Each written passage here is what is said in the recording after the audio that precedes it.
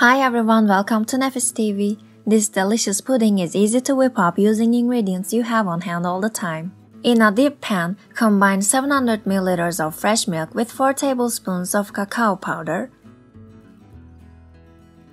3/4 cup of granulated sugar and 2 tablespoons of flour.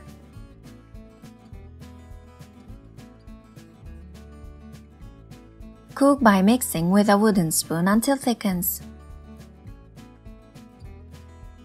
Take the pan off the stove top and add in 2 teaspoons of vanilla sugar and 1 tablespoon of butter.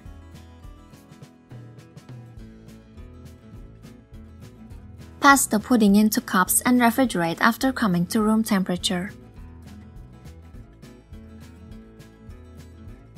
Decorate as desired and serve. Hope you enjoy! If you enjoyed the video, don't forget to hit the like button and subscribe to our channel. Please comment below for further questions. Thanks for watching.